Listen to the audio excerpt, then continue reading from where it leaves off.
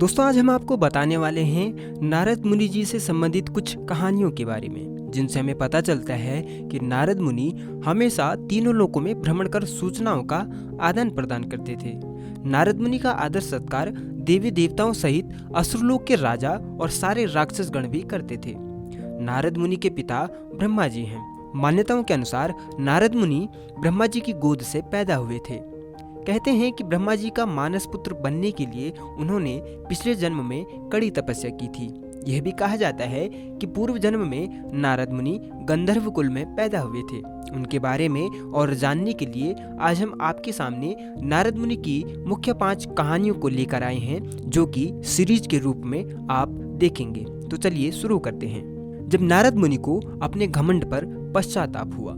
एक बार पृथ्वी का भ्रमण करते समय नारद मुनि को उनके एक खास भक्त ने याद किया, जो नगर का एक सेठ था।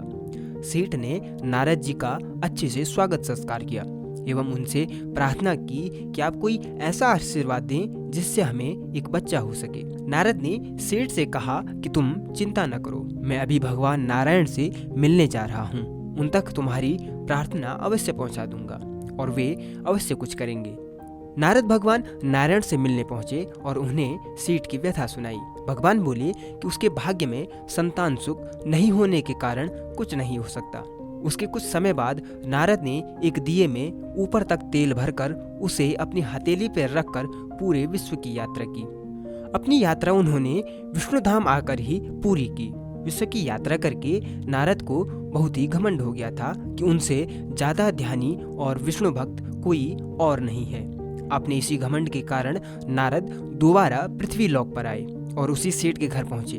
वहां नारद ने देखा कि सेठ के घर में 4 छोटे छोटे बच्चे घूम रहे हैं। नारद ने जानने के लिए सेठ से पूछा कि ये संतान किसकी हैं? तो सेठ बोले आपकी हैं। नारद इस बात से खुश नहीं हुए और स्पष्ट बताने के लिए कहा। सेठ बोला एक दिन एक साधु घर के सामने से निकल रहे थे, कह रहे थे 1 रोटी दो तो 1 बेटा और 4 रोटी दो तो 4 बेटे। मैंने उन्हें 4 रोटी खिलाई। कुछ समय बाद मेरे 4 पुत्र उत्पन्न हुए। इस बात से नारद बहुत ही ज्यादा नाराज हुए और सीधे ही विष्णु के पास पहुंचे। नारद को देखते ही भगवान अत्यधिक पीड़ा से कराहने लगे। उन्होंने नारद को बोला मेरे पेट में भयंकर रोग हो गया है और जो व्यक्ति अपने हृदय से लहू निकालकर मुझे देगा उसी से मुझे आराम मिलेगा। नारद ने पूरी दुनिया को विष्णु की कथा सुनाई, पर कोई भी व्यक्ति तैयार नहीं हुआ। जब नारद ने यही बात एक साधु को बताई तो वो खुश हुआ। उसने छुरा निकाला और अपने सीने में घोंपने लगा और बोला मेरे प्रभु की पीड़ा यदि मेरे लहू से ठीक होती है तो मैं अभी अपना लहू निकाल कर दे देता हूँ। जैसे ही साधु ने लहू निकालने के लिए चाकू अपने सीने में घोंपना चाहा, तभी भगवान विष्णु प्रकट हो गए और बोले जो व्यक्ति मेरे लिए अपनी जान दे सकता है वो व्यक्ति किसी को भी 4 पुत्र दे सकता है।